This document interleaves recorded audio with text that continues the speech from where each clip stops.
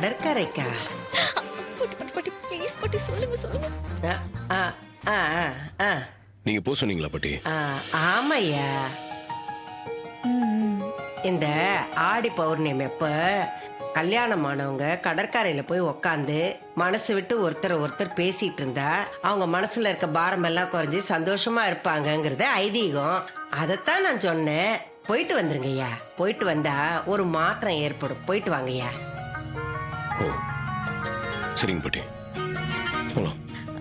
ஒரு நிமிஷம் சாப்பாடு எடுத்துட்டு வந்துடுறேன். சாப்பாடு எதுக்கு?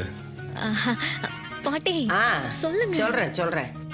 இந்த ஆடி பௌர்ணமி அப்போ கடற்கரைக்கு போறதுக்கு முன்னாடி இந்த சாப்பாடெல்லாம் கையில எடுத்துட்டு போய் அந்த நிலா வெளிச்சத்துல உக்காந்து ஒருத்தரோட ஒருத்தர் புருஷன் பொண்டாட்டிங்க பரிமாறி சாப்பிட்டுக்கிட்டே மனசு விட்டு பேசணும்.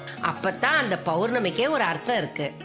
அதை நான் சொல்ல மறந்துட்டேன். அதைத்தான் சொல்றா. சரி. ஓ, சாப்பாடு எடுத்துக்கிட்டு சீக்கிரம் வா. சரிங்க பாட்டி, நான் வெயிட் பண்றேன். இன்றே டவுன்லோட் செய்து உங்கள் ஃபேவரட் ஷோக்களை என்ஜாய் பண்ணுங்க.